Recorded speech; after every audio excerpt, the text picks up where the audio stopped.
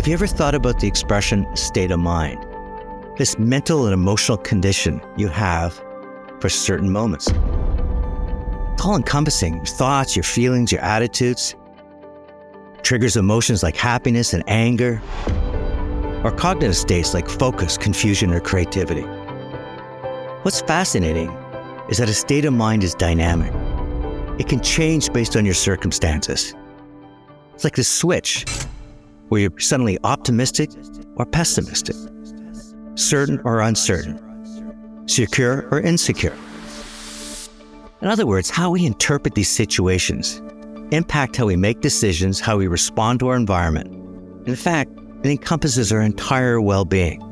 Today's show, I want to modify the well-known idiom, you are what you eat, one that expresses the idea that the food we consume directly influences our moods, to you are where you are, that your physical surroundings can determine your state of mind. Spaces that we occupy, any place that we move into, we have cognitive and precognitive reactions, and those reactions have physiological and psychological reactions of our body.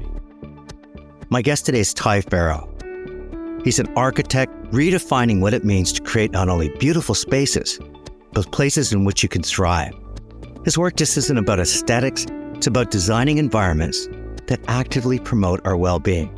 And when I talk about well-being, it's our body, our soul, our mind, and our health. Positive, stimulating environments do a whole range of things to our bodies, reduce stress, decrease blood pressure, enhance memory and learning.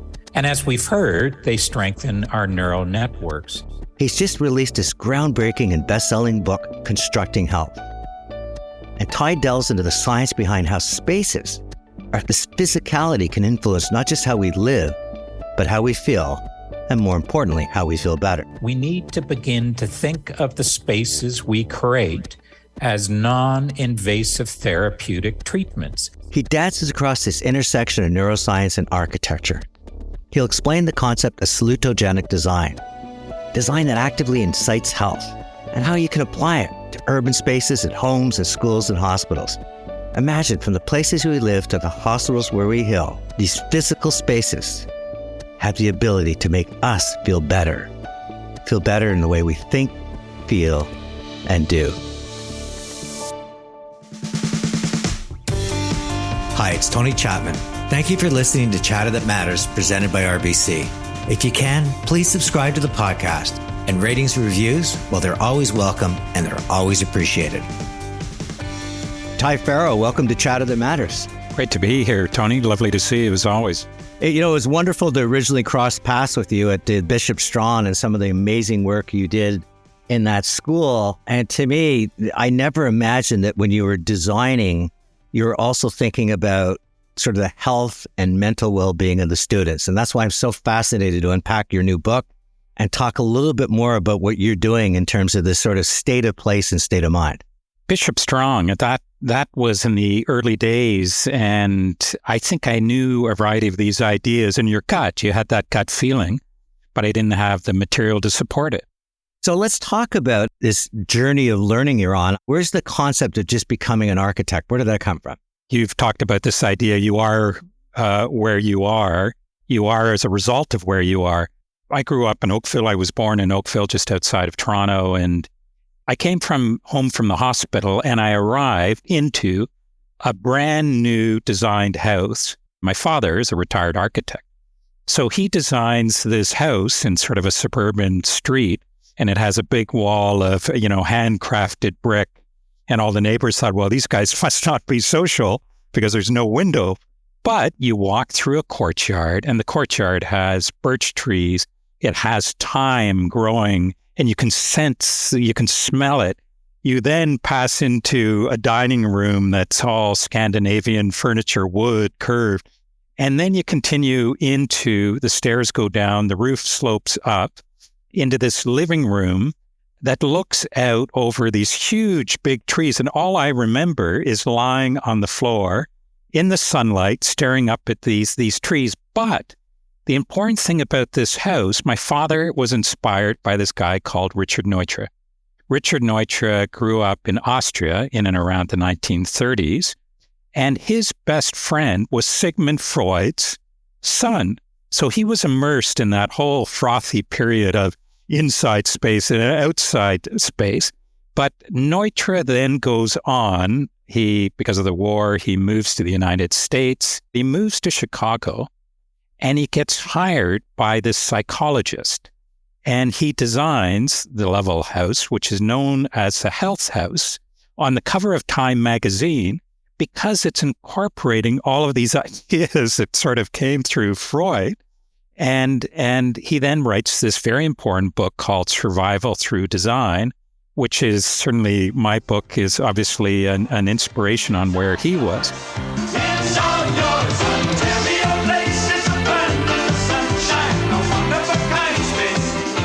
Another place that seemed to inspire you was that as a young kid walking into Ontario Place for the first time. And I remember you talking about it in an interview with Stacy Shoemaker. So tell me a little bit more about that. You come in under these pavilions that are floating everywhere, over the water. The light is reflecting on the underside. You can go up top and there's the big views. You can go walk along those wood walkways, with all the cafes that didn't exist in Toronto at the time. And then the landscape, those paths that go up to the Forum, sitting on the grass and watching music. That place as a really inspirational space that's invigorating and restorative, designed by Ebb Seidler, the great Toronto architect. Curiously, Ebb Seidler, I ended up meeting, but he was a thesis advisor when I did my thesis at U of T. And I ended up doing my thesis with him, and he was a real humanist.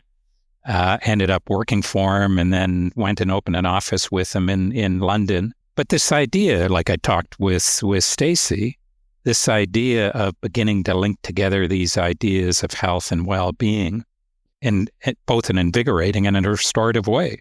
U of T, and a lot of people would say that's a pretty good degree, but it seems to be you're on this educational journey. Next, you go to Harvard for urban design. While you're at that place, let's keep using the word place, what influences did you gain there that you felt were going to be part of my knapsack as I'm going through life? Harvard was amazing, and the degree was, for me, interesting because the first degree was in architecture and the second one was about architecture and urban design.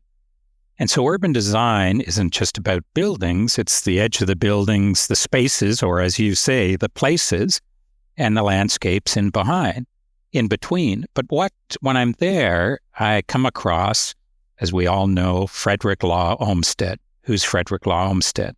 Well, he's known as the great father of landscape architecture.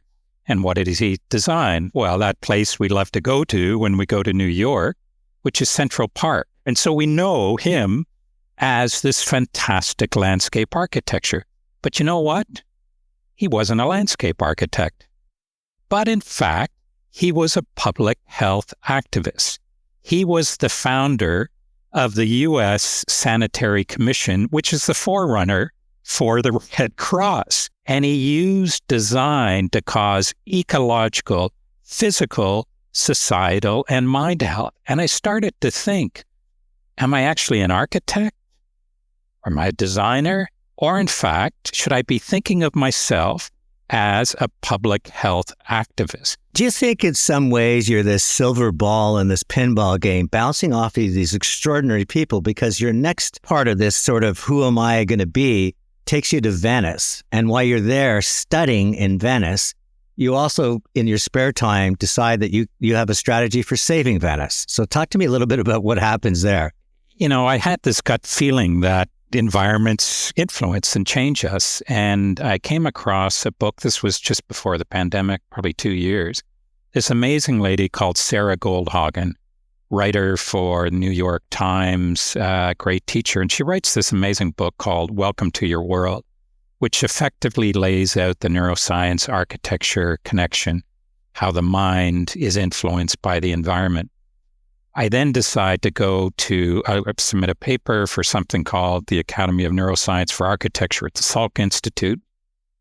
I get accepted to talk, and I meet this lady, and in fact, realize she sees the connection. She's using pictures of my work in the lectures that she's giving. And then I hear there about this program, a Master of Neuroscience applied to architecture and design in the first year at Venice. And it's the first program in the world that's looking at this subject. You're taught by the world's arguably the best neuroscientists, cognitive scientists, sociologists, and psychiatrists. So I think I'm going to go and meet the director of this and lay out what my thinking is.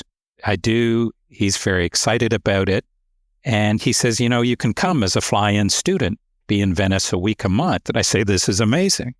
There's 11 million bits of information that are coming at us right now. But only, in fact, 50 of those bits per second are registering consciously, but the rest are still registering subconsciously, preconsciously, and they change us. How can we create human performance buildings that enhance memory, stimulate social interaction? And so while I'm at Venice, what I begin to discover, I was there, in fact, when there was that big Acqua Alta flood in 2019 in November, and walking through the streets, and literally the water is up to your waist, but the stores are still open and people are sitting in chairs in cafes sipping their coffee. But it's like, how does the city continue? The other curious thing is when you walk home at night from your studies in November, all of the shop lights are on, but all the buildings up above, the lights are off. And the reason is that Venice is going through something which we've coined the two floods. And it's the floods as a result of rising sea levels because of environmental issues. But the second flood is the flood of mass tourism. Venice in the 1960s had a population of 275,000. Right now, it's less than 50,000. That's a 70% decline. And that's because everybody is moved out, because the only jobs you can get, or if you want to serve coffees in a restaurant. And so what we decided was we need to change Venice, because Venice, for your children and definitely your grandchildren, it won't exist. At 1.5 degree, the city, about a third of it will be underwater, which we're around right now. And so what the plan was to continue doing what Venice has done since the beginning of time, which is build islands and create a necklace, an archipelago of new and existing islands. And by doing that, you can lower the water in the middle down to historic levels. The important thing is it creates a 32-kilometer new park, which is very good for people to go out and have their allotment gardens. It's also bringing agri-tech industry in, meaning that suddenly the universities, 4 great universities, you don't stay there. Like a U of T, you get a degree, you start a business up here. There you don't. You go because there isn't opportunities. So suddenly the sophistication of food production, food security, food export, which Venice has already done, but it's looking at economic health, societal health, physical health, and ecological health as a fundamental of city making. Amazing. I want to now move to this incredible book, Constructing Health. I know the reaction from the public. I know Indigo's raving about it. They consider it the book for the holiday season. How have your fellow architects reacted? Because very often when someone steps outside of what I would call the silo or the barriers or the conditions that we're supposed to operate on and takes a practice at a new level, it comes with both celebration and criticism. There's this amazing young architect in the States who was interviewing me on the book. And she said to me, or I was saying, well, how's this embraced in your office? And she said to me, well, I can't talk to the partners about it. They don't believe the environment impacts your health. So there is a real mindset of people that really don't believe it. And in fact, I think you see that in some of the education. But in fact, there's a whole movement a humanist movement about architecture and humanity that went to sleep for about 100 years or so. And now it's definitely emerging. And this book is being taught in the United States as we speak. you talk about salutogenic design. For us that aren't architects, break that down, what it means, not only for us to understand it, but if you could wave a magic wand and see the world starting to embrace it, how our life would change. Salutogenesis is exactly what your show is about.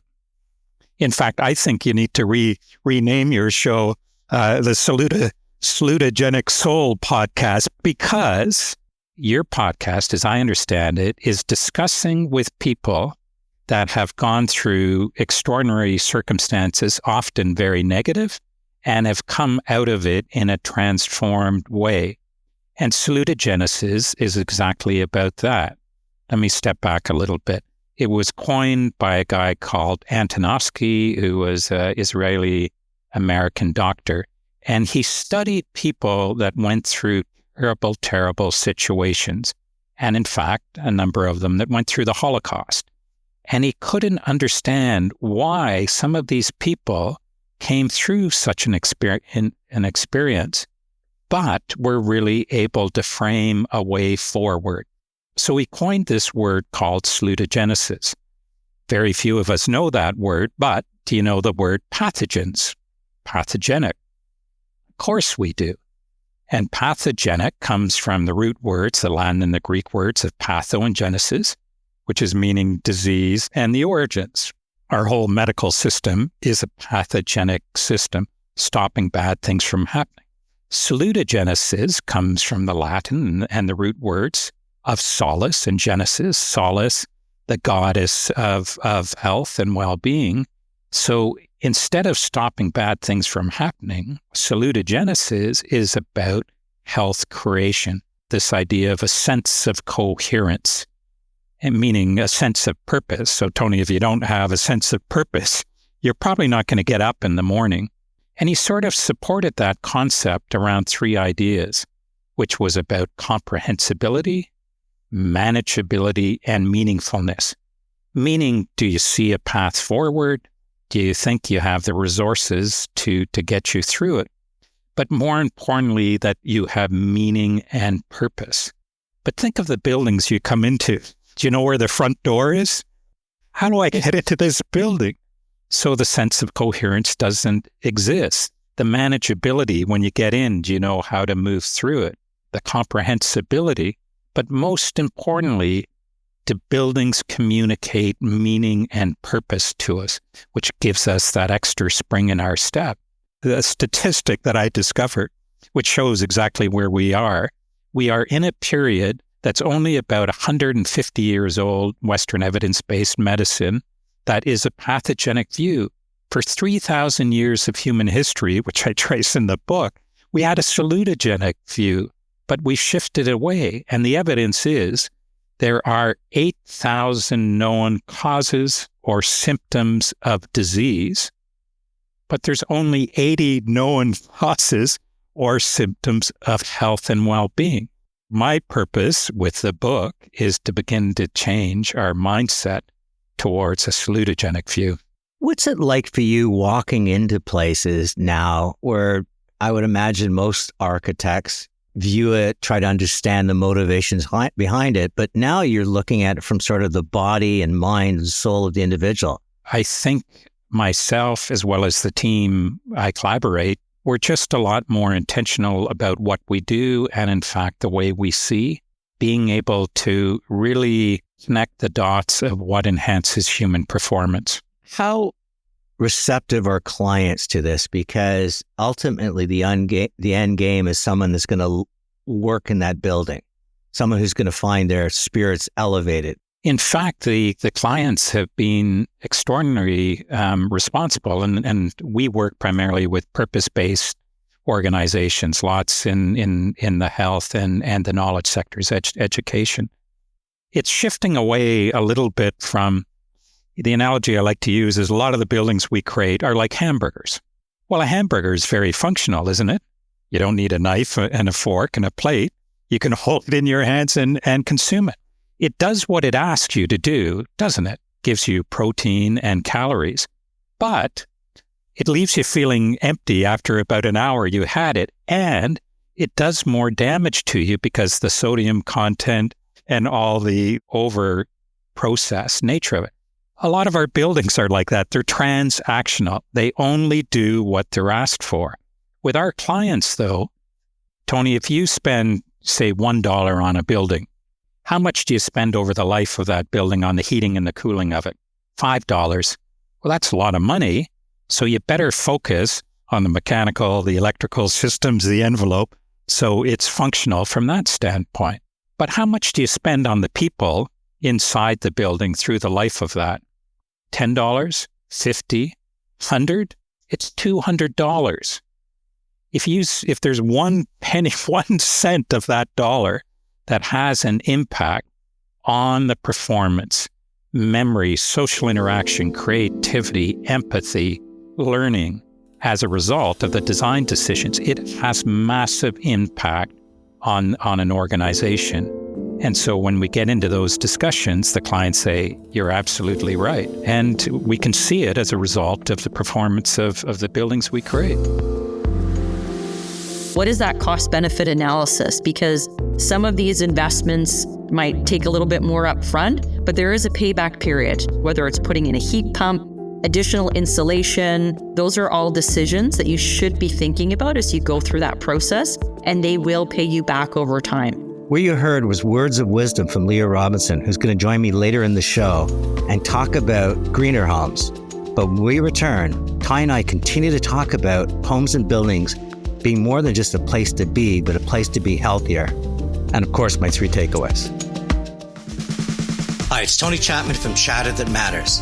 RBC is offering more financing options to support Canadian homeowners looking to maximize their property's potential. Whether you want to provide supportive housing for a family member or supplement your income with a rental, RBC's Construction Mortgage Multi-Units program has you covered.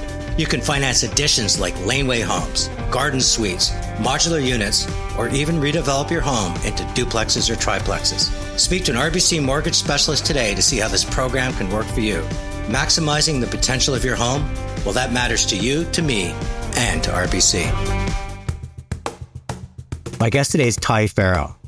I'm proud to call him a Canadian architect, but he's world-renowned for integrating neuroscience in architectural design. And when he does so, it promotes our health and well-being. Not only does he design buildings that are a place to be, but also ones to be healthy. Do you see a time when a Farrow building, people that are leasing it, people that are involved with filling it with people can say to them, this has the same or even greater benefit than the building that might be 2 blocks over that's on a subway station? In other words, that there's real value in terms of how they market the building. Because to me, capitalism also has to inherit this philosophy saying this is good business for you to be located here. Well, let me give you an example of that. So we have just opened about a year ago the largest, most important cancer center in the ancient city of Jerusalem, 5,000 years old. It's a building on a very big, important medical campus. So what are the metrics that would be something that you could measure this thing, that the chair of the board would be significant? Well, let's look at 2 stats. Right now, in Canadian hospitals globally around the world, we have a shortage of somewhere between 15 to 35% of doctors and nurses and medical staff. We just can't get staff. Those positions are open and we can't fill them. In Jerusalem, even relatively new hospitals have exactly the same problem. They can't get staff to fill the building. What about ours? There is a lineup of the leading medical people that want to go and work there. There are no empty positions. It's remarkable in the phenomenon that's happening. But what about the other side of the equation? Right now, people that have either gone through cancer or, in fact, they have lost family members, they're asking the staff if they can come and inhabit the public areas of our cancer center. They want to come back and embrace it effectively like a community center, which doesn't happen.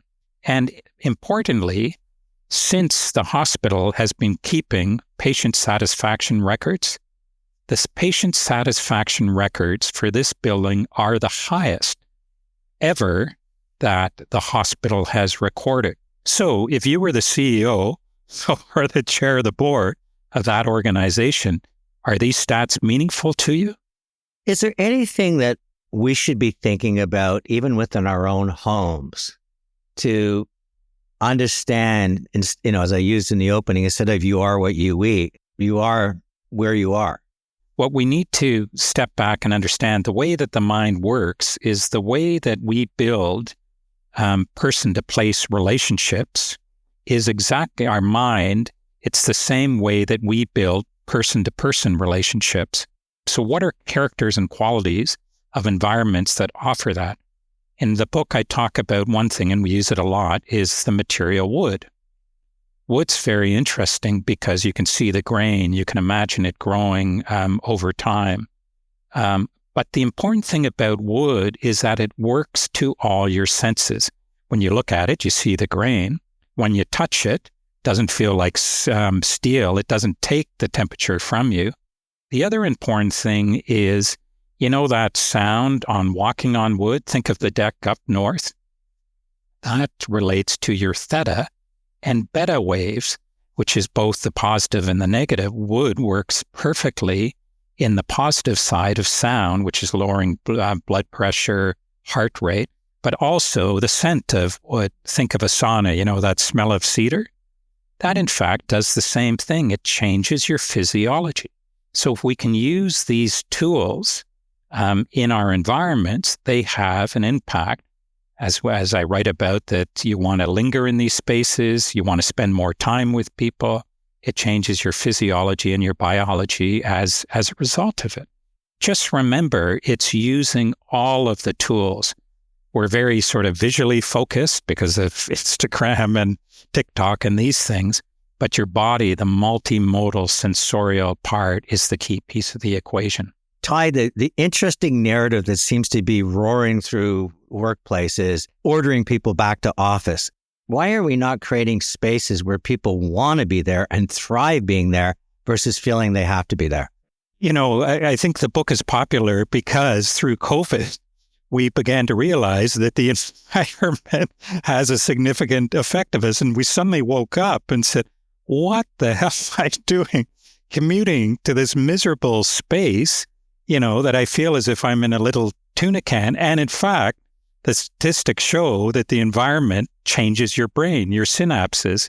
If the environment, there's a great study of mice, and if the mice are in environments that are impoverished, they shrink the synapse connections. And if they're in an enriched environment, in fact, they grow the synapse connections by about 25%. We voted by our feet that we don't want to go back to the office because it's not authentic, and we found it in places we call home. The only way we're going to get people back to the office is if we start focusing on people, human needs, and the ability to create the conditions of which I can thrive and prosper, as opposed to merely survive. I think if we do that, the same thing that happened to your cancer institute in Jerusalem, people will be auditioning to work for those companies, and they will have a competitive advantage because they will have a place that attracts the best of the best. And equally stimulates them of all the complex issues, what we need to do together to solve these issues is these environments enhance the creativity, social interaction, memory, and on and on. We need to start using these spaces as like super foods, like little blueberries that are packed full of minerals and vitamins. You can do it the same to space. We have to do it intentionally. What about elderly care? Because I look at, I'm doing a lot of work on longevity right now, and the thing that everybody comes back to me that are 50 plus, I don't want to ever go there. I want to stay in my home. Is there a lesson to be learned for the people that are creating these spaces for people when they get to the point where they need to have some kind of assisted living, that we can be doing a lot to extend the quality of their life, their cognitive ability, their physical ability? We've just opened a facility towards London, Ontario. The whole building is semicircular, all the public spaces. You can start in one space, and as you move through it, your view is continuously changing. You can look out to the front, you can look out to the side, and what we know is that we have to exercise our muscles or atrophy, they begin to shrink away. We're creating these environments for people that are mind-numbing. And it's not only for the people, the older people that are staying there, but in fact, it's equally for the people that are working there. And we're involved in something that's called the Tree House right now, which is for adult living in the city. We're designing co-living intergenerational housing. It's good for stimulating building relationships with the older people, but equally important with younger people. And these things we have to do intentionally. There's a lot of affordable housing that's being built, and it's all about modular housing, construction. That's great, so we can roll it out quickly. But a lot of them are like 1950s, motels. And the whole thing about these things is they have to offer dignity, that when you're living there, you feel special. It doesn't mean a lot of money, but it means creating something that you feel you have dignity and you can flourish and thrive. That needs to be the number one piece. It has to be affordable, on time, and easy to construct, but let's create conditions of which we can thrive and prosper. Tye, where do you go from here? You strike me as you're here for a reason. The people you've met along the way, the Yodas that have embraced you, the learning. What are you going to do in the next 10 years with it? Because you could certainly turn it into just continuing to build your practice. But to me, I sense with this book and just talking with you today, there's a higher calling. What can we do through the act of placemaking that can bring people together to share? And these ideas, a big theme of environmental enrichment is around generosity. I mean, just think of generosity as a common theme. What's a generosity and affordances?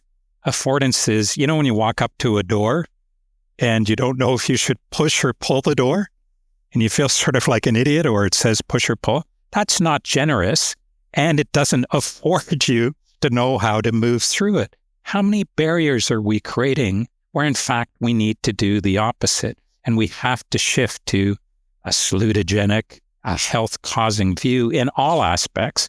And I would say salutogenesis, you meet people that are very salutogenic, health-giving, and in fact, we know environments that are similar to that. That is the mission, is to bring this forward and disseminate it widely. And so this book, it's written for students in architecture and cognitive scientists. It's written as a resource for professionals in both those areas, got lots of data, lots of information. But most importantly, as you know, it's 11 inches square. It's got 450 images. We designed the whole book. It's very immersive. There's headings, so you don't have to start at the beginning. You can jump into the middle. It can be a coffee table because it needs to be disseminated to the public. Because once you see it, you can't unsee it, and you question everything you're around. That's the purpose. I'm going to ask you the question again that you avoided. You, Tye Farrow, 10 years from now, are you even going to be putting pen to paper, or are you going to be much more someone you hope to lead this cause around the world, that we can do a much better job with our spaces and places? As you corrected me, instead of about preventing health, you can be embracing and lifting how we feel, how we think, and how we do. I'm a practitioner, Tony. I think through making. By the act of making, I can have significant impact, big or small. The journey so far for me has been interesting because something's come up in front of me and I've said, well, why don't I try that? Or why don't I move down that path? And in fact, it's led to amazing things, which is really the realization that we need to think of architecture not about what it is, but what it does and its ability to cause health. Architecture as a non-invasive therapeutic treatment that has the ability to be transformative, generous, offering affordances and specifically dignity, but its ability to cause health. So, Tye, I always end my interviews, my 3 takeaways, and I love your book. I continue to pick it up and I continue to go to those headlines and everything you said. It certainly has that impact on me, and I know it'll have on others. I just think what's interesting about you is these Yodas you have met along the way. You know, you end up meeting and next thing you know, you're going a month in Venice to study. And, you know, this person was connected to Freud and all of this wonderful tapestry of people that have influenced you. And it's almost like the torch has been passed to you. You know, the second thing that you brought out is this sort of almost from transactional to transformative. And using data and empirical evidence to let people open their minds to what could be easily dismissed as an intangible. Of course, I want my employees to feel better, but actually starting to put empirical evidence that says, you know, for every dollar that building costs, $200 goes into people. Let's impact that. And I think that's just a really good advice for people that even what seems like the most ethereal or intangible or really locked into the minds of great thinkers, if you can break it down sometimes into the simplest of math, you can impact change. And I think you do that extraordinarily well. And then the final thing that you came back to me and said, I love the art of making. Sometimes we get promoted beyond what we love to do.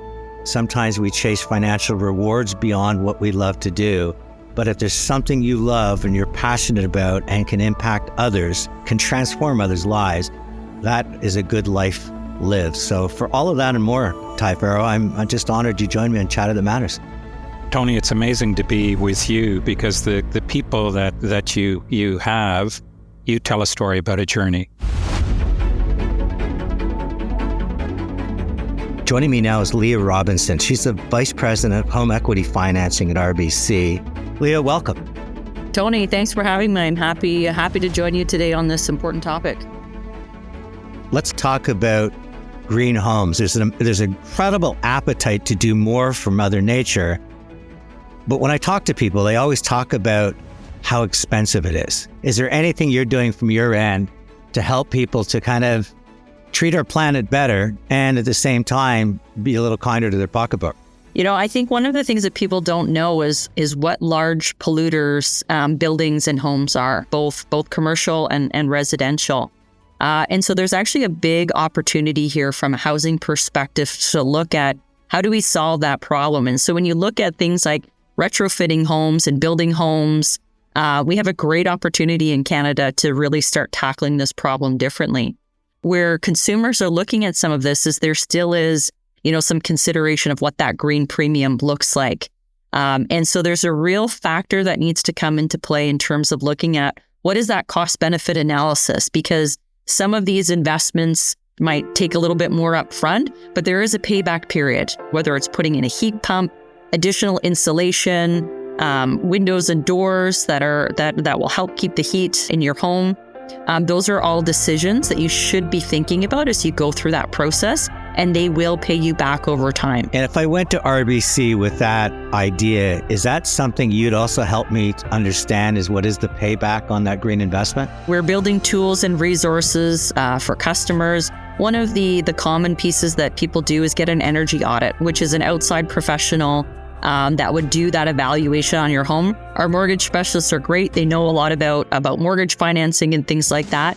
But climate and impacts of homes is really serve that growing area. So there's information, there's tools and resources. We're looking at what we can do. But I'd say one of the best things to start out is looking at getting that energy audit and helping you to better understand what would be unique and best to do to your home and given your specific circumstances. Leah Robinson, as always, a pleasure to have you on Chatter That Matters. Thanks, Tony. Thanks for having me. Have a great day. Once again, a special thanks to RBC for supporting Chatter That Matters. It's Tony Chapman. Thanks for listening, and let's chat soon.